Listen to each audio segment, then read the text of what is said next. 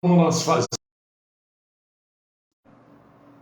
iniciamos o nosso culto com oração.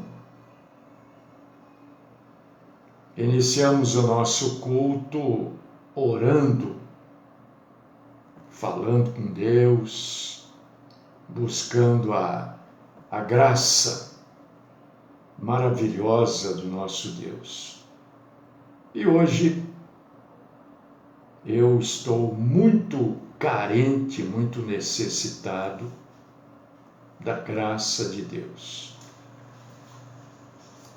Deus querido, Deus todo-poderoso, amado, maravilhoso, fiel, verdadeiro, justo, perfeito, santo, Deus que perdoa, Deus que instrui, Deus que nos limpa,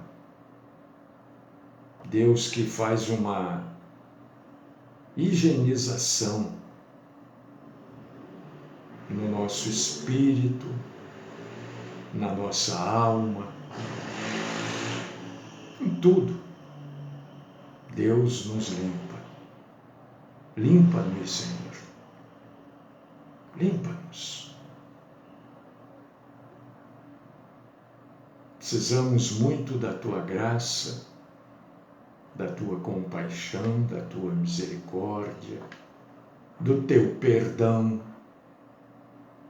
Somos carentes do Teu perdão. Fala conosco hoje mais uma vez, através da Tua santa palavra. Aquieta as nossas emoções, nosso coração, aquieta a nossa alma, e que juntos aqui, mais uma vez, iniciando uma semana, possamos crescer mesmo, nem que seja um pouquinho mais, mas crescer na graça e no conhecimento do Senhor. Esta é a oração que eu apresento por mim e por todos os irmãos e irmãs, por todos aqueles que venham a tomar parte desse culto, no culto inteiro ou por alguns segundos somente, que a semente seja plantada e que o Senhor a faça germinar. E eu oro assim no nome do Cristo Jesus. Amém.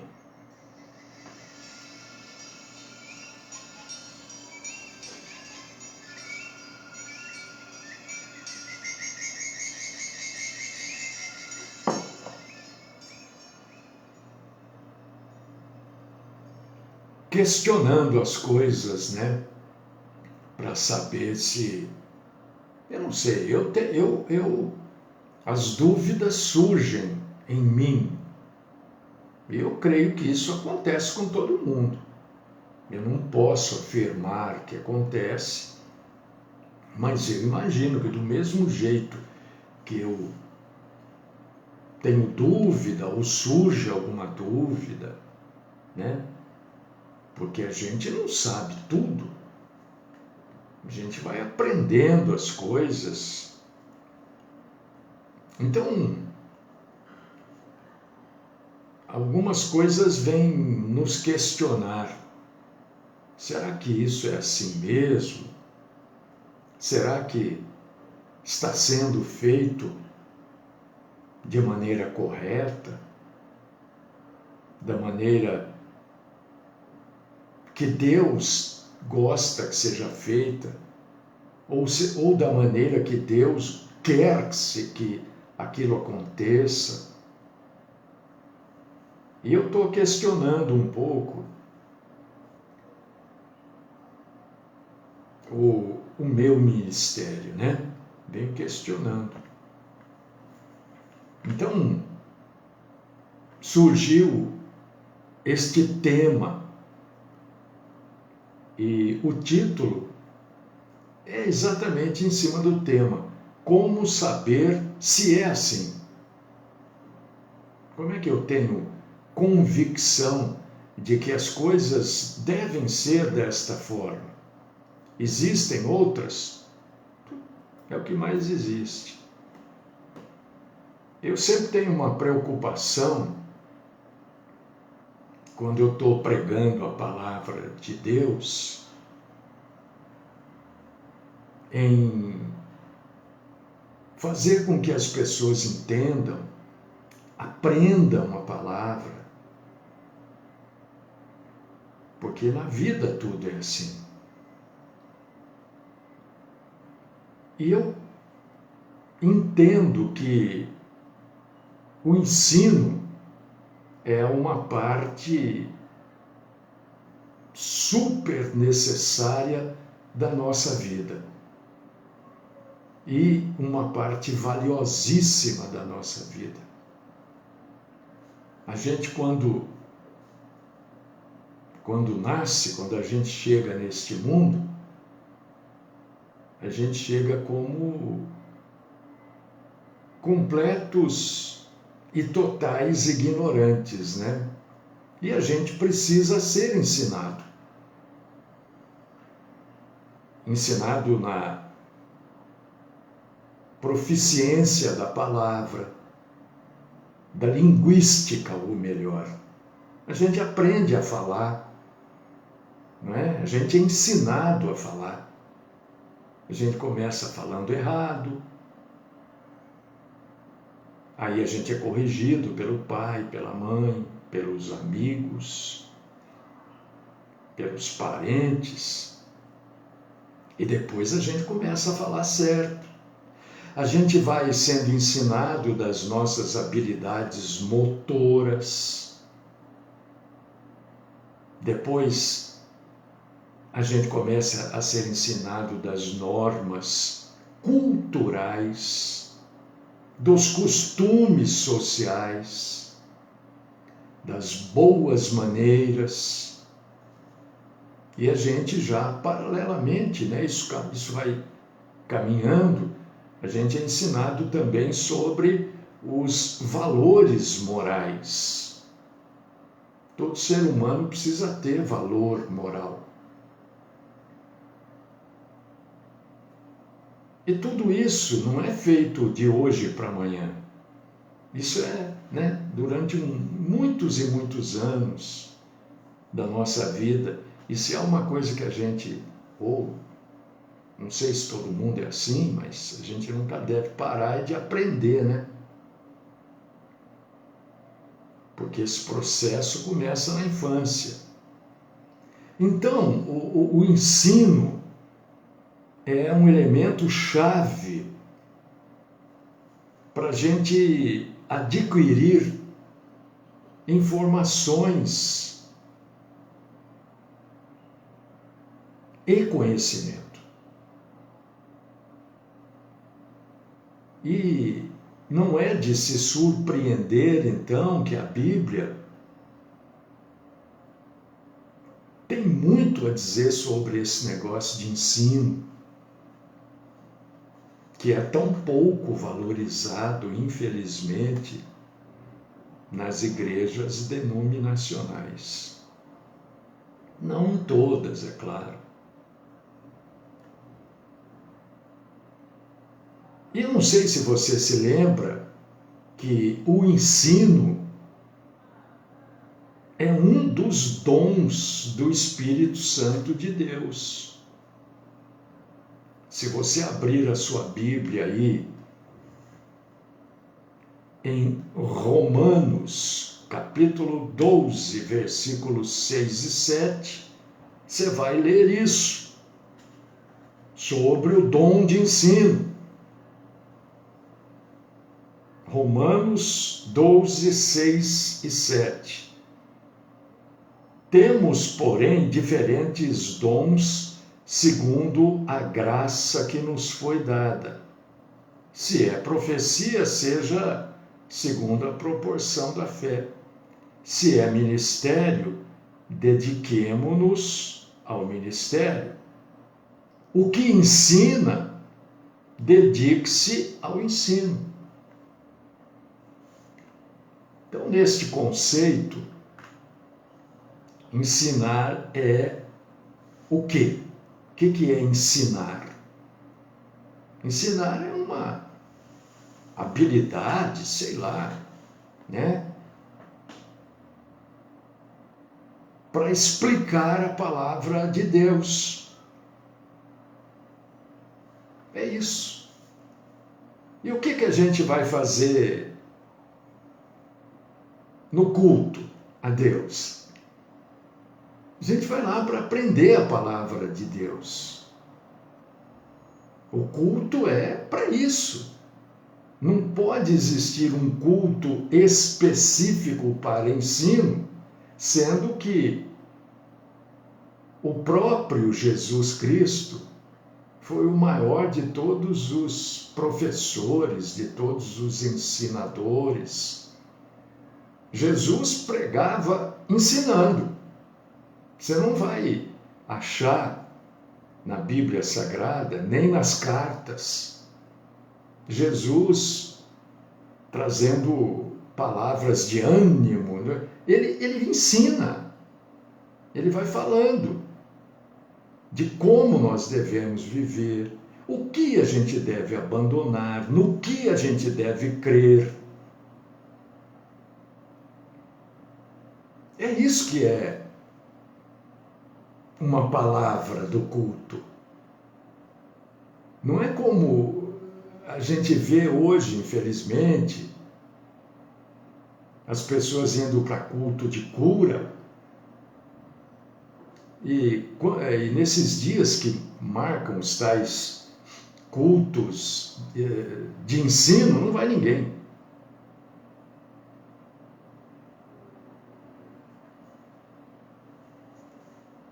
O ensino é um requisito básico para qualquer pastor. Olha, por favor, não me entenda, eu não estou falando mal de ninguém, eu estou falando do que a Bíblia fala. Você está acompanhando que eu estou falando exatamente o que está na Bíblia, e estou levando você a ler.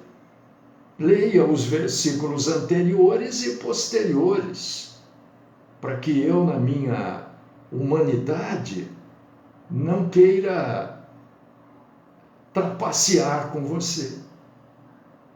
Jesus ensinava.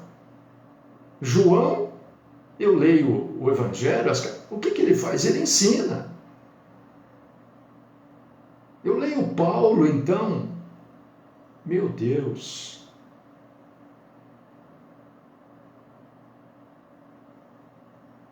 Por causa disso que Paulo, quando escreve para Timóteo, em Timóteo capítulo 3, versículo 2, ele diz assim: é necessário, pois, que o bispo seja apto para ensinar.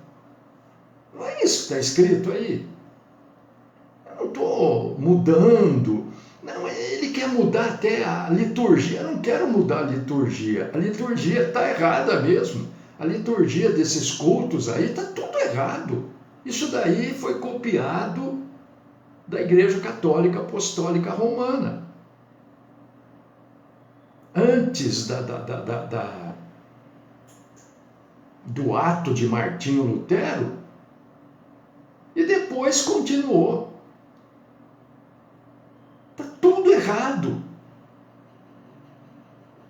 A Igreja Católica Apostólica Romana, pelo que eu tenho acompanhado, ela está mudando a liturgia do seu culto, enquanto a igreja chamada de crente, evangélica, está no batidão.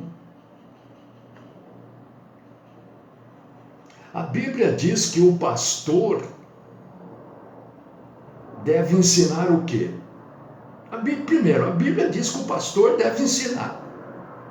Não diz que o pastor deve curar, porque quem cura é Deus.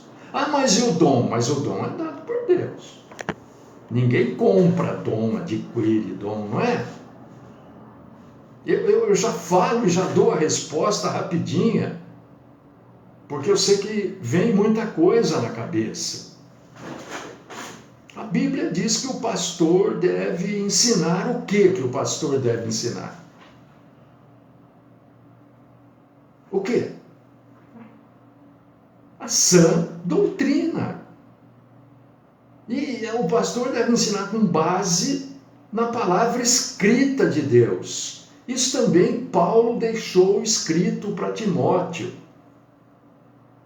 Capítulo 4, versículo 11. Ordene estas coisas e ensine-as. Você vê que a instrução é para ensinar. E porque eu fico me questionando, será que é isso? Será que eu me questiono para saber se eu estou no caminho certo? Porque nós somos... Eu agradeço a Deus pela vida de cada um de vocês, pela paciência que vocês têm comigo. Eu agradeço muito a Deus e Deus é testemunha disso. Mas nós somos um grupo piquititico. E às vezes isso mexe com a gente. Porque eu me questiono, meu Deus, será que eu estou fazendo algo errado? E se eu estou fazendo algo errado, estou fazendo há anos errado. Esse é o questionamento. A minha pregação não atrai. Não atrai, eu sei disso. Mas eu estou falando o que a Bíblia diz para falar.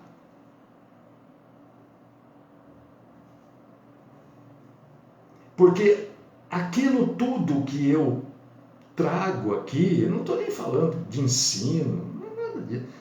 Eu estou me colocando na posição sabe, eu estou me colocando assim, na posição de que eu trago as coisas e aquilo que eu trago, quem ouve deve pegar isso e transmitir para outras pessoas. Porque é assim que a Bíblia diz que deve ser. Também está em Timóteo, só que agora em 2 Timóteo, capítulo 2, versículo 2. E o que você ouviu de mim, é Paulo falando para Timóteo, olha, aquilo que você ouviu de mim, na presença de muitas testemunhas, isso mesmo transmita a homens fiéis, olha só, gente, idôneos para instruir os outros.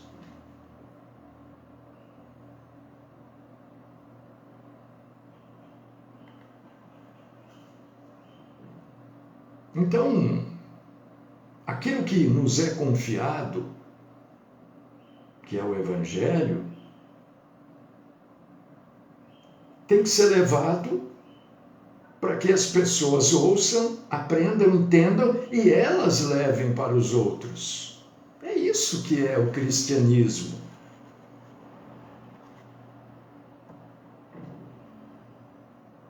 Eu me questiono, claro, não pensa que eu acho que eu sou o perfeitão, estou fazendo. Não.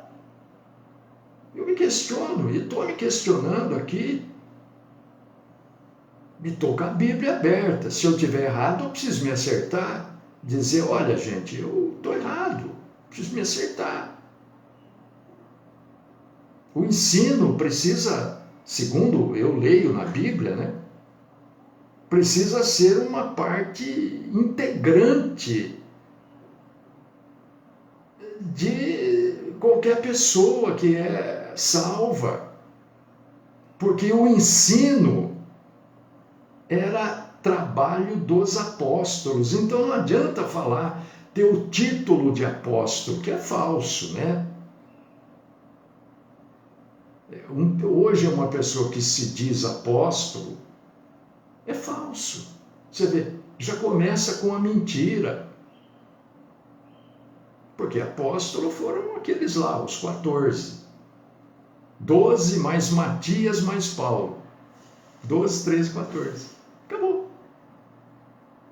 Porque existem exigências para que a pessoa existiam, né?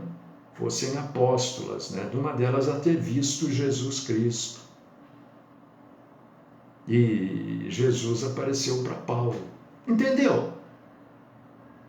Mas se você ler Mateus 28, 19, você vai ver isso que eu estou falando. Que ensinar era um trabalho dos apóstolos. Se você ler Efésios 4, 1, você vai ver isso também. E se você ler 2 Timóteo, capítulo 1, versículo 11, o que você vai encontrar lá? Paulo falando assim: para este evangelho eu fui designado pregador, apóstolo e mestre. Porque eu preciso me questionar, eu preciso saber, peraí, o que acontece? Né? O que acontece? Eu estou trazendo a palavra. Eu não estou enganando, eu não estou trapaceando. É claro, a Bíblia tem seríssimas advertências contra o ensino hipócrita, que é a maioria dos ensinos que existem nos dias de hoje. Você vai ler lá em Mateus 23, 3, Romanos 2, 21.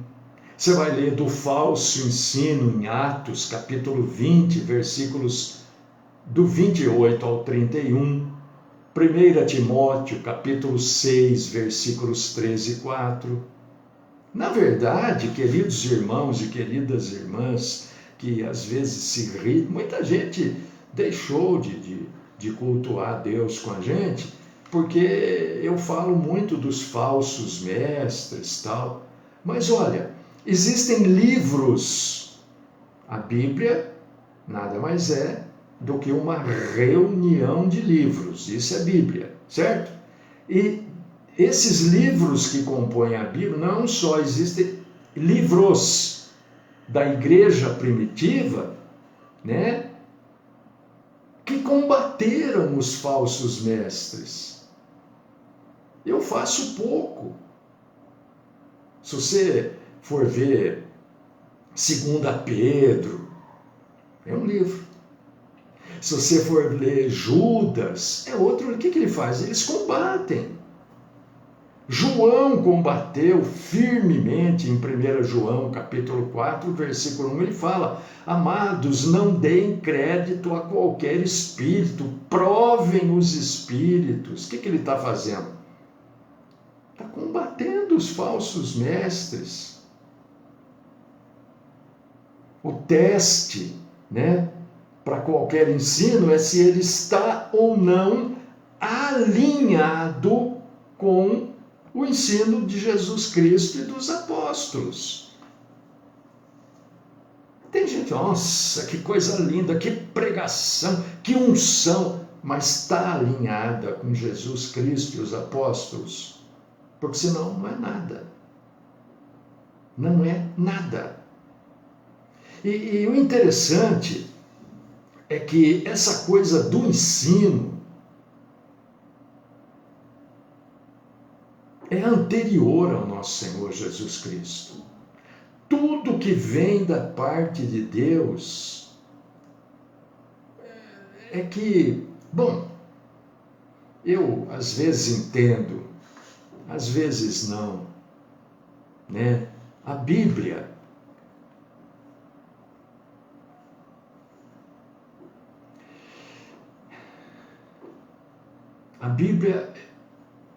não é todo mundo que entende. Não é. Às vezes, mesmo você explicando, a pessoa não entende. Porque para entender a Bíblia, é claro que você precisa da parte intelectual, né? Você tem que saber o que cada palavra quer dizer. Isso é óbvio. Senão você não entende não só a Bíblia, você não entende nada. Né? Você vai ler um jornal, uma notícia, você também não vai entender se você não entender o que as palavras querem dizer. Mas essa coisa de ensinar vem de antes de Jesus. Tudo que vem de Deus é ensino. É que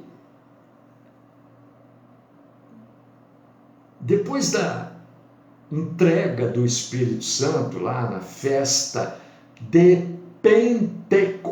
Pentecostes, 50 dias depois da Páscoa, é uma festa judaica.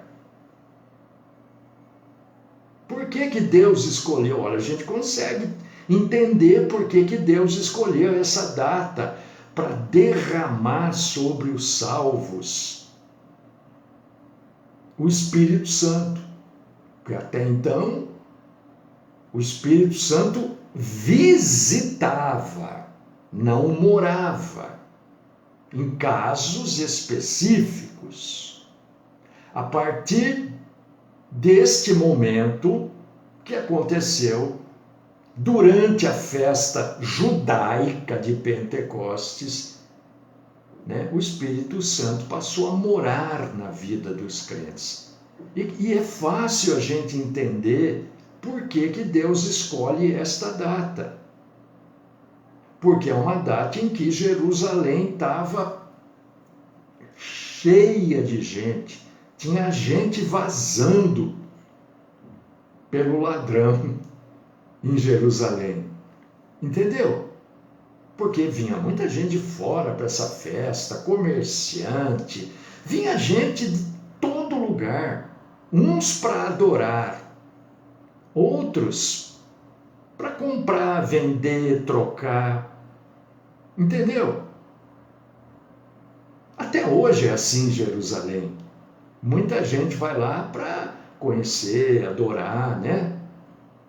Mas tem muita gente que vive lá de comércio. E como vinha gente de muitos lugares,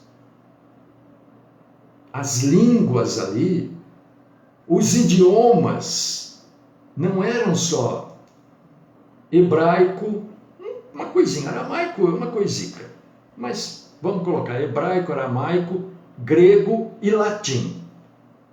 Era isso normalmente que se falava ali. Latim por parte dos romanos, o grego por parte de grande parte da população e principalmente os intelectuais. Paulo, por exemplo, falava fluentemente o grego. O aramaico por parte de um pequeno grupo de judeus, dentre eles Jesus, e o hebraico, que era a língua comum dos judeus, que é até hoje. Então, as pessoas não entendem isso. Elas querem entender aquilo que as emoções delas dizem que é. Elas não querem entender o que está escrito. Então, a Bíblia sempre causou problema. Olha, uma coisa que Deus nos dá para a gente viver, para a gente fazer com que transborde em nós a graça do Senhor, ela acaba virando problema, porque as pessoas querem interpretar aquilo da maneira que satisfaça as emoções de cada uma delas. Se você for lá no Velho Testamento, abre aí, livro de Neemias, capítulo 8, versículo 3. Neemias. Olha só que coisa linda. Você vê que... E eu me afirmo nestas coisas, né? É insegurança de minha parte, mas Que ser humano é totalmente seguro em todas as condições da vida? Nenhum. Eu não sou diferente, eu tenho as minhas inseguranças, as minhas fraquezas, né? Então isso aqui me fortalece. E eu precisava trazer isso para vocês hoje. Dizer, olha, o que eu faço, do jeito que eu faço, não está errado. Você abriu aí Neemias capítulo 8, versículo 3. Tem tanta gente, o irmão está escrevendo aqui do lixo denominacional, ele está certo. Tem tanta gente no meio dessas denominações que se autoproclama profeta, não é? Então agora eu vou trazer um profeta para vocês. Eu quero mostrar na Bíblia para vocês. Porque amanhã, quando você for levar a palavra, você vai falar, olha o trabalho do profeta aqui. O profeta não ficava esperando Deus soprar no ouvido dele alguma coisa, não. Olha aqui, Neemias 8:3. Olha, Neemias, ele leu no livro, diante da praça, que está fronteira à porta das águas, porque a velha Jerusalém são várias portas, porta do lixo, porta de Davi, porta da ovelha, entendeu? E uma das portas é a porta das águas. Desde a alva até o meio-dia, quer dizer, das 6 da manhã ao meio-dia, o profeta estava lendo em praça pública o que se tinha da Bíblia Sagrada perante os homens e mulheres e os que podiam entender. Por que ele estava lendo? Porque ele estava ensinando aquelas pessoas que se interessavam. Eu não sei se todo mundo se interessava, pouca gente. E se você for ler a sequência em Neemias capítulo 8, ela é muito clara. No primeiro versículo nós lemos que Esdras buscou no livro da lei de Moisés. Então ele buscou na Bíblia que existia naquela época. O que existia na Bíblia naquela época. No versículo 2, lemos que a congregação se reuniu e no versículo 3 que ele começou a ler. Depois está escrito assim, eu estou sem óculos, para mim fica... E todo o povo tinha ouvidos atentos ao livro da lei.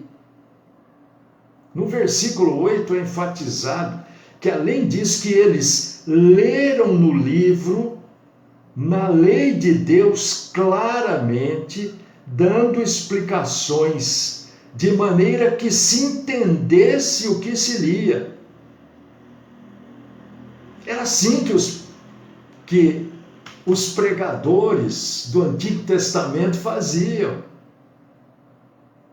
Não é do jeito que você vê hoje nas denominações. Porque não sei o quê, porque vai o gafanhoto, não sei o quê. Não era esse tipo de enxerto bíblico. Era assim, ó. O sujeito, o profeta ia lá, abria o que tinha na Bíblia, o que já estava escrito, e ele lia aquilo para o povo, porque o povo tinha que seguir aquilo.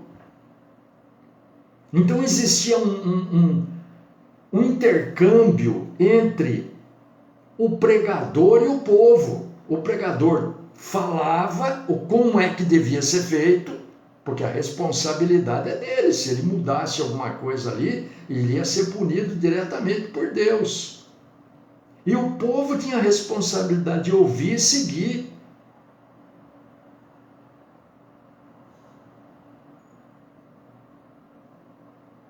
Aqui em Neemias nos é mostrado um negócio tão interessante, e eu quero trazer isso para vocês. Leia aí. Olha só, chegava um ponto da leitura, Neemias 8, todo o povo, ouvindo uma leitura, chorava, ouvindo as palavras da lei. Não tinha palavra amiga, palavra de conforto, não tinha nada disso. Era, olha, a lei é a seguinte, você tem que andar assim, fazer assim.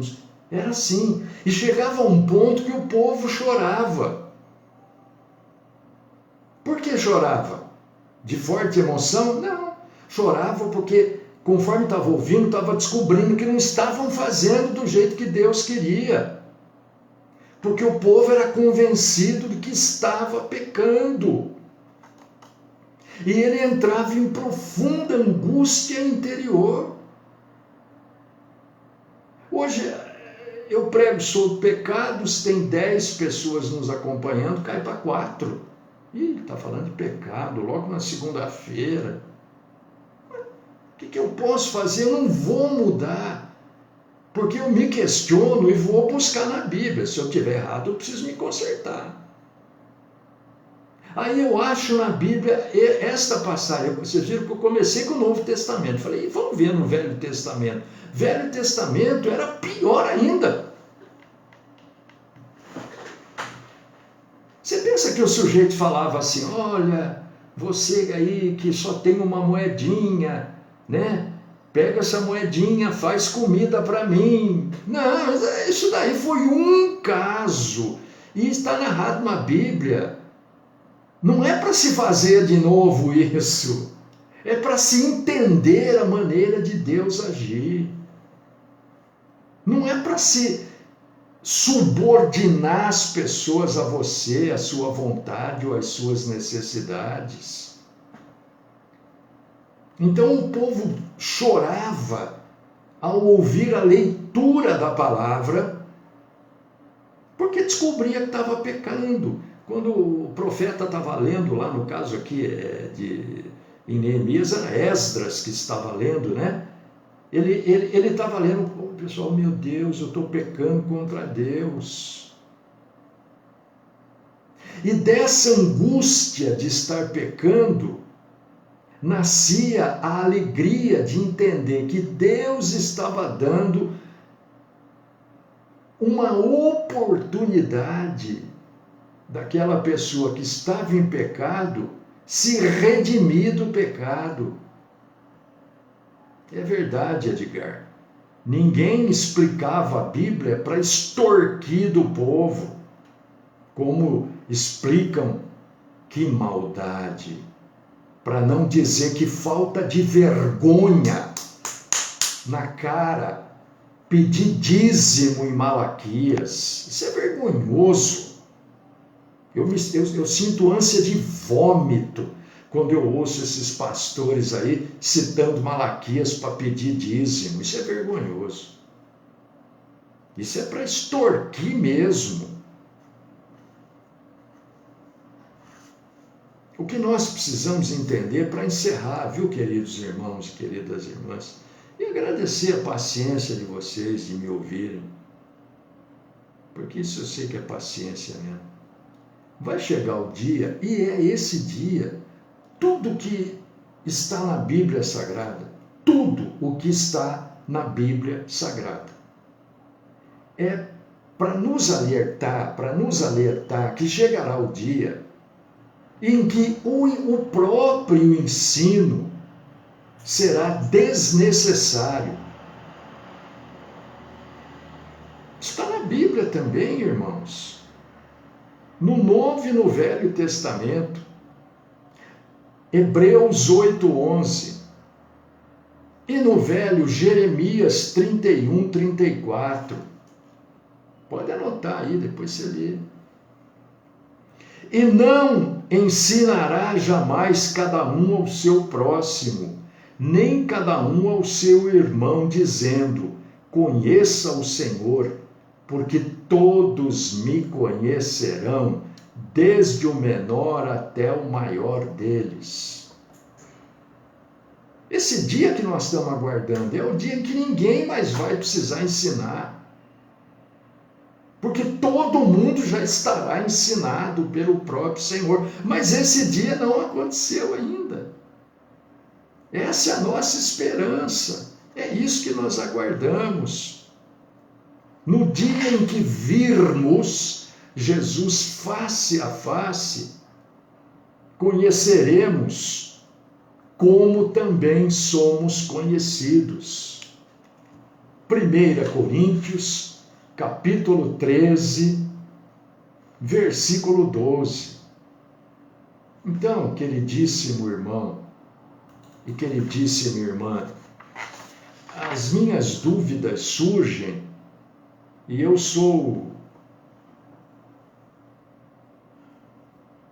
temo a Deus o suficiente para ir ou confirmar que eu estou com problema e eu preciso mudar, ou para confirmar que pelo menos neste caminho eu estou indo certinho, eu não estou fazendo nada de errado, não.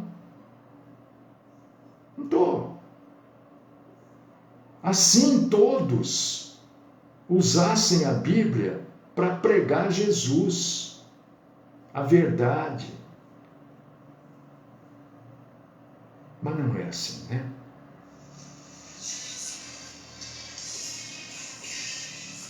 Deus querido, Pai Todo-Poderoso, eu quero exaltar, glorificar o Senhor por tudo que a gente pôde colher de informações sobre o assunto ensinar, porque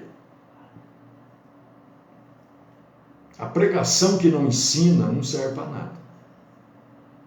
Ensina Jesus, não ensina sobre norma humana, o que faz, o que... Não, ensina sobre Jesus. Eu quero te louvar, Senhor, te agradecer. Eu te louvo, eu te agradeço. Cada um faz aquilo que quiser, no nome do Cristo Jesus. E eu quero convidar você, meu irmão, minha irmã, mais um segundo, é rapidíssimo. Só esse convite para amanhã, você acompanhar o culto. Você que fuma, você fuma. As pessoas falam, mas você fala, eu não consigo parar, não é? Você fuma. Seu marido fuma. Meu marido diz que é crente e fuma. Minha mulher diz que é crente e fuma. Ou mesmo você que vê, está fumando. Eu vou falar desse assunto amanhã. Mas eu vou falar desse assunto, irmão, irmã, eu não vou falar o que eu acho, o que eu penso, eu vou falar o que a Bíblia fala. Nem mais e nem menos do que o que a Bíblia fala. Amanhã eu vou falar do cigarro. E eu convido você. Vem com a gente.